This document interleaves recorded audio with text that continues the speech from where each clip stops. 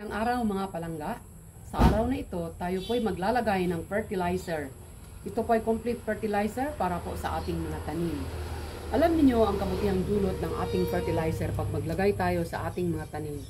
Sila po ay lalago, tataba at patuloy silang gumanda ang kanilang paglaki. Ito din ay nakatulong sa ating mga tanim na mamulaklak. Lalo na yung mga tanim na kailangan natin na magkaroon sila ng maraming bulaklak. Ito po ang sagot. Pwede din natin gamitin bukod sa commercial fertilizer, pwede din natin gamitin yung mga fertilizer na galing po sa mga manure o di ba kaya sa mga nabubulok na mga prutas, gulay na yun ay tinatawag nating vermicast. Pwede din siyang gamitin natin. Ngunit kung tayo ay hindi tayo makahanap ng mga fertilizer na pwede lang nating kukunin sa ating mga paligid upang maging madali po tayo, ito ang ating kailangan, ang ating fertilizer na complete. So, tena mga palangga, maglagay tayo ng fertilizer sa ating mga tanim. Ganito lang po ang paglalagay ng fertilizer sa ating mga tanim. Pag maglagay tayo, focus yung ating camera, ilagay lang natin siya sa tabi. Unti-kaunti, ganyan siya. Dahil masusunog din ang ating mga tanim pag lagyan natin ng marami sa gitna mga palangga. So ganun lang po kadami yung ating ilalagay. Lalong-lalo na ito nawawala ng kanyang mga bulaklak. Kaya kailangan natin siyang lagyan ng complete fertilizer upang ito naman ay muling namumulaklak. Kaya napakaganda ang bulaklak na ito. Yun siya mga palangga. So, ito din ating mga anthurium, ganun din. Lagyan natin sila para sila ay mamumulaklak. Maganda ang ating anthurium pag maraming bulaklak, mga palangga. So, yun. So, ganyan lang, kaunti-kaunti lang ang paglagay ng bulaklak ng fertilizer. Yan, mamayang hapon, diligan ko sila upang unti-unti silang madilyut. So, yun siya mga palangga.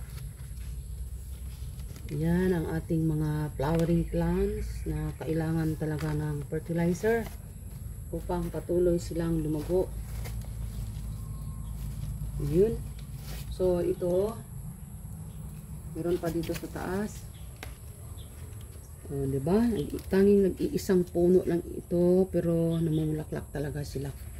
Ito din dito, non-stop ang bulaklak niya. Yan siya mga palangga. Ganon din ang ating mga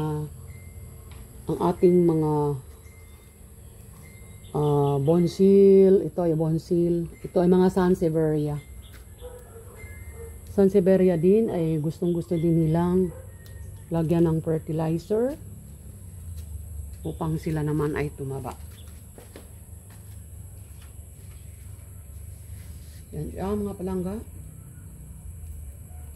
So, ganyan lang. Ipit lang, kaunti-kaunti lang para sa ating mga sansevieria upang lumago naman sila at gumanda at dumami pa ang kanilang mga dahon at maging malusog sila. So, yan mga palangga ang ating mga sansevieria. Tapos, puntahan naman natin yung ating mga anthol. Lumot lang. Focus talaga siya sa ang camera natin para makikita nila na hindi siya pwedeng lagyan ng marami ha mga palangga kasi masusunog, maselan itong mga tanim natin. Kaunti-kaunti lang to, at saka lumago yung mga dahon nila para magkakaroon ng maraming dahon ito. Yan siya. Kasi matagal itong lumaki pag wala din tayong fertilizer. Para sa mga tanim na ito, pure bunot yung ginagamit ko dito. Yan siya. Para magkapropa naman tayo, no? So, ganun din ang ating mga cardboard. The same procedure pa rin. sa tabi-tabi lang ng kanyang mga paso. Yan siya. So, okay, kahit anong klaseng tanim, pwede nating lagyan ng mga fertilizer na ganito.